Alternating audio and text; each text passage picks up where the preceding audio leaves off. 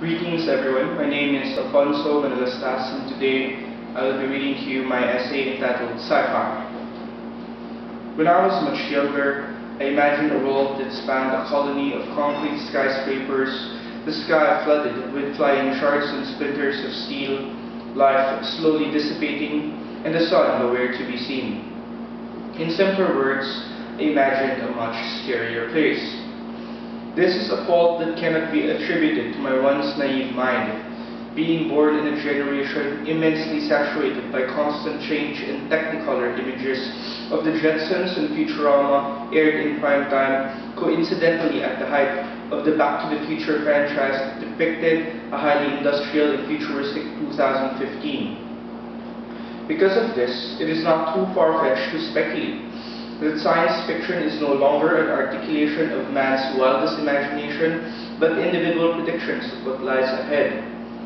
But to belong in a generation propelled by mass media and pop culture, it is expected of us to rear these predictions, not only because it is the most desirable, but also most possible, channeling no less than our history as prime basis, by plunging the world's indispensable minerals and other resources in an eternal vacuum, spoiling wonders and turning them into hot asphalts for mere parking spaces, as if everything in this planet is at our command and disposal, all in an infinite attempt to systematically convert every aspect of science fiction into fact. This mindset, to me, is a social disease that needs to be eradicated, and I do not wish to live in that world. Not a chance, no. If we only tried our best to save the world. And as much as it is unthinkable for us to configure our future families in that universe, it is even more unforgivable to do nothing to change that. Desmond Tutu once said, "To be neutral in a situation of injustice is to have chosen sides already. It is to support the status quo." The disposition of our natural environment, as well as its inhabitants, can so easily be likened to injustice. We see this when corporate bureaucrats extract precious minerals from vast parcels of earth, rendering so many communities vulnerable to calamities that harm people in critical mass, all under the veil of providing transitory employment opportunities that show absolutely no statistical evidence of significant, visible, or tangible improvement in the quality of living. That is injustice. But in a seemingly hopeless world, it wouldn't be too instructive to go beneath the surface of what can be done and what must be done. Sustainable development entails satisfying the needs of today without compromising the needs of the future. This means providing as much job opportunities, eradicating world hunger by securing food and other commodities, maximizing space, dispersing the population, and trimming down poverty to the bare minimum. But beyond that, sustainable development entails not only the preservation of life, but also the improvement in the quality of life. It must be understood that in order for us to foster sustainable development for our exponentially growing population of 7 billion people, with the vast majority living below the poverty line, concrete institutional reform through a collaborative effort coming from all sectors of society is imperative.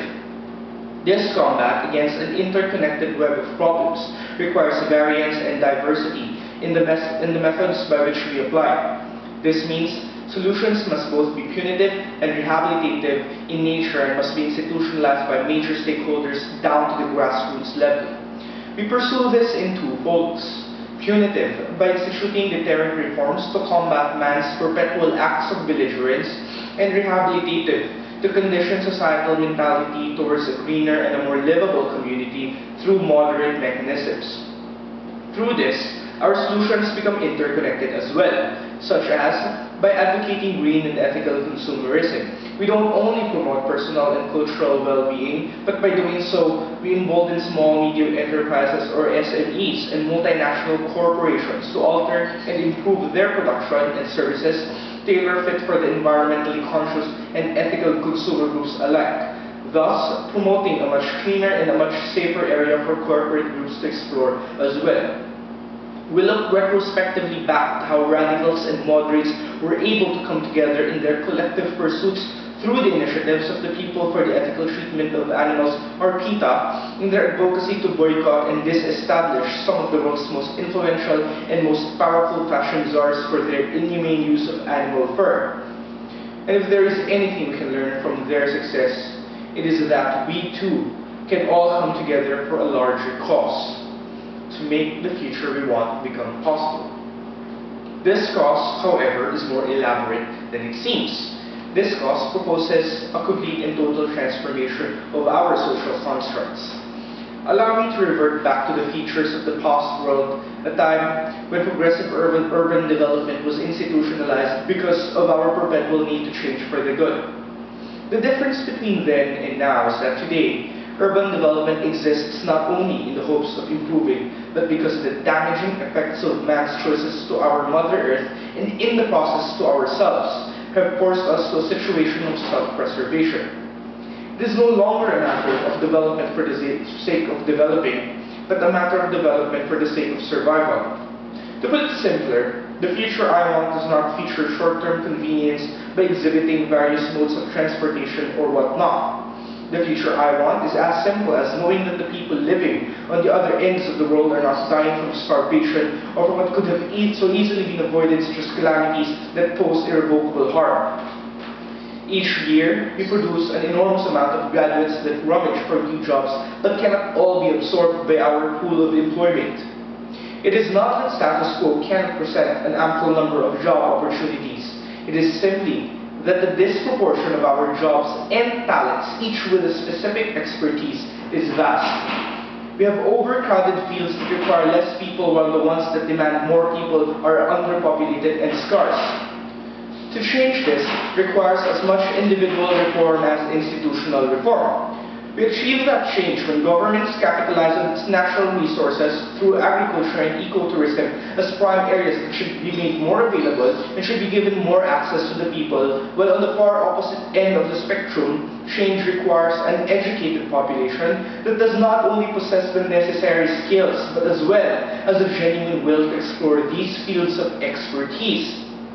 In doing so, we strike a balance between protecting the people and the natural environment. This is where we understand that the solution to these problems is collective and interconnected in nature. By achieving the first goal that aims to provide more jobs, in the process, it resolves several other major problems that the world seeks to eradicate. With more people working together and contributing to the collective betterment of our world, we do not only reduce poverty levels, but we also promote food security for the people.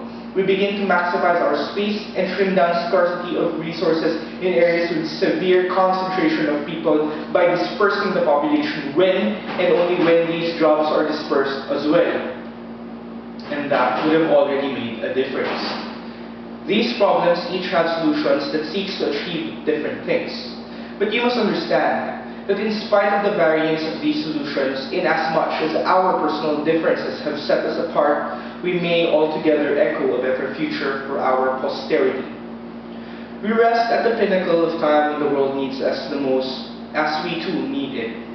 And in this generation saturated by constant change, let us be reminded that change is not one-dimensional and that the convenient path is not the only path we may take towards the twilight of tomorrow. The future world I want seeks a generation that makes better choices. But more than that, a generation that is given the chance to live, to play, and to experience the wonders of the natural world. For in my highest of hopes, they will look back at our generation with pride. And to me, that will always be more important than concrete skyscrapers and flying aircrafts. If we only tried our best to save the world. Thank you.